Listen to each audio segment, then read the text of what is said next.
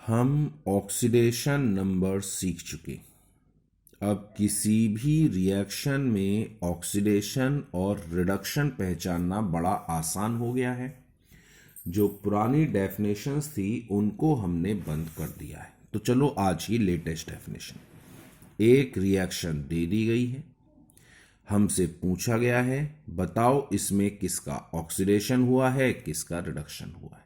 तो इसका तरीका है, जितने भी एलिमेंट रिएक्शन में हैं आप सबके ऑक्सीडेशन नंबर निकालेंगे। ये मैंने आपको सिखाया है कैसे निकालते। यहां जिंक का 0 आएगा, इसमें कॉपर का +2 आएगा, इसमें जिंक का +2 आएगा, यहां कॉपर का 0 आएगा। तो अगर कोई रिएक्शन दी गई है, हमें पता लगाना है किसका ऑक्सीडेशन किसका रिडक्शन। तो आप सबके ऑक्सीडेशन नंबर को फाइंड कीजिए। जिसका ऑक्सीडेशन नंबर बढ़ता है समझो वो इलेक्ट्रॉन लूज कर रहा है, उसका ऑक्सीडेशन हो रहा है। जिसका ऑक्सीडेशन नंबर घटता है समझो वो इलेक्ट्रॉन ले रहा है और उसका रिडक्शन हो रहा है।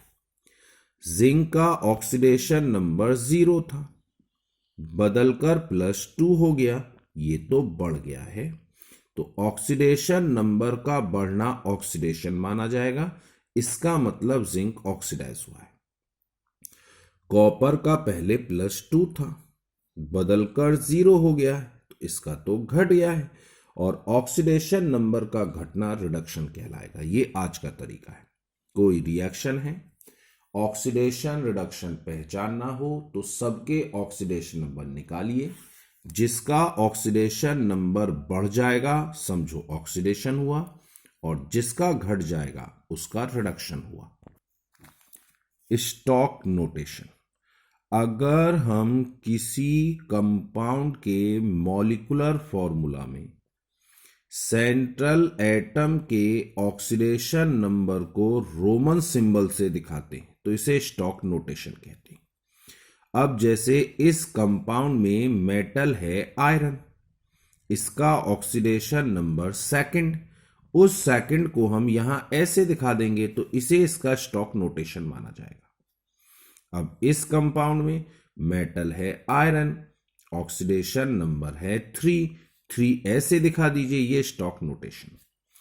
तो स्टॉक नोटेशन में जो मेटल होता है उसके ऑक्सीडेशन नंबर को रोमन सिंबल से दिखाया जाता है, जो स्टॉक नोटेशन के नाम से जाना जाएगा।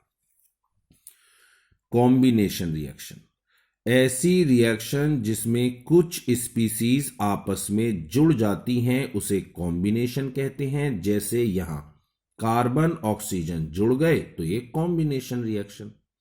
डिकम्पोजिशन, ऐसी रिएक्शन जिसमें एक कंपाउंड छोटे छोटे टुकड़ों में टूट जाए, डिकम्पोजिशन। जैसे इसमें वाटर 2 टुकड़ों में टूट गया तो ये डिकम्पोजिशन। डिस्प्लेसमेंट रिएक्शन, ऐसी रिएक्शन जिसमें एक स्पीसीज को हटाकर दूसरा उसकी जगह लेता है उसे डिस्प्लेसमेंट रिएक्शन कहते हैं।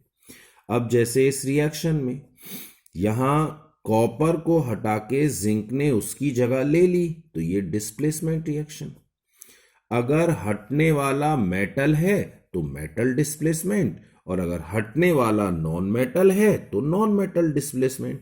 इसमें कॉपर हटा जो मेटल था तो मेटल डिस्प्लेसमेंट। इसमें देखा जाए तो इसमें हाइड्रोजन हटा है और सोडियम जुड़ा है तो हाइड्रोजन नॉन मेटल, ये कहलाएगा नॉन मेटल डिस्प्लेसमेंट रिएक्शन।